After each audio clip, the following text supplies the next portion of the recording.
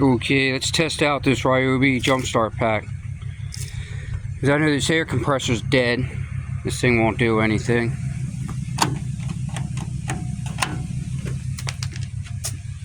Test our voltage.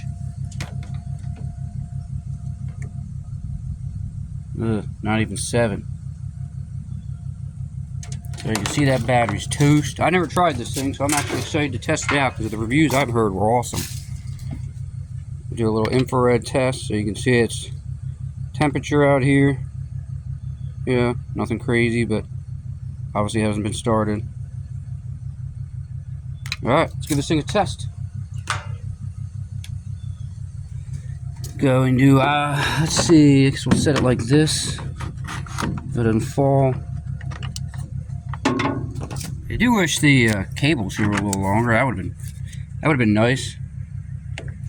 It says to hook them up. I guess I don't think I can set this thing up. I don't want it to fall. No joke, wasn't very cheap. Alright, so there, that's that. Hooked up. The directions say you just hold the power button on.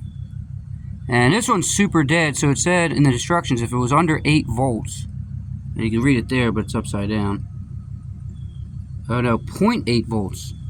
You do the super duper prime thing, so I guess I don't need to do that. Kind of cool, it's got a little light. If you're in the dark. It flashes too, I guess. Alright, so we will press the button, let it do its prime. It says if you need to do the massive override voltage, you hold it, and then it, I guess, charges a whole lot more or something. So, I'm going to wait till that, and then the start light will come on, and we'll see if it'll start this little diesel. Little Deutsch diesel. This thing is not well maintained. This is a piece of crap. But I'm just using it with the battery that came with it, but apparently you can put a lot higher milliamp battery on here. It probably really juices it up. So I'm going to videotape the whole thing so you guys can see how long it takes to charge or prep, or I don't know, they call it priming.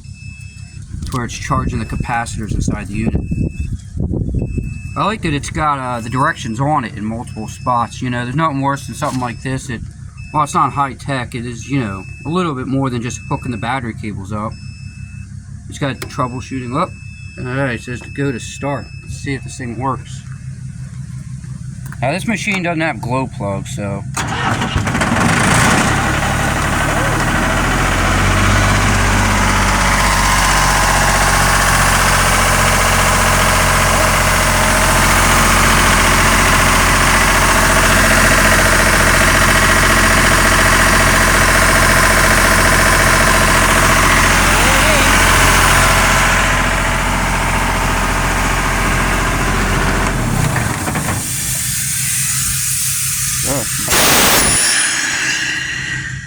didn't realize they had those valves closed. You're actually supposed to have those closed when starting a compressor, so that actually made it work even harder to start. Let's see what happens if we disconnect the jump box. Out of curiosity, see if the battery's even got any juice left. Nope. That's how dead that battery is. Literally just, as soon as I unhooked it, nothing. So there you go, guys. That's a real deal test of this guy. Now it's like I said, it's a little 4-cylinder diesel. You know, probably it's probably something like 50 horsepower. Obviously, it's not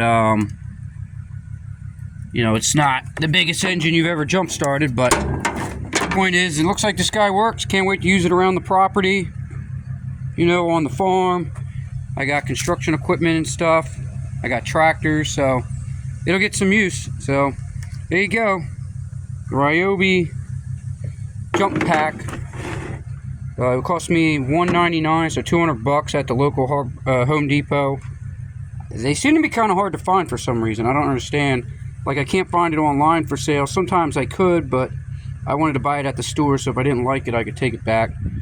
So there you go, the Ryobi jump pack. Get yourself one. I love the fact is it uses Ryobi batteries, so you don't have to have a separate unit on charge all the time. I always have 3 Ryobi batteries plugged in my garage at once, so I've always got batteries going. And like I said, I'm using it with the standard little, what's it, like 1.8 volt or 1.8 or 1.5 milliamp battery, or ampere hours. I don't know, I'm not a fucking battery expert. You can fit up to the biggest one. I bet you that thing does some shit. So this was a fresh charged battery. Curious if it used anything. Yeah, it did use a bar, so it does use some juice. Interesting. Alright guys, have a good one.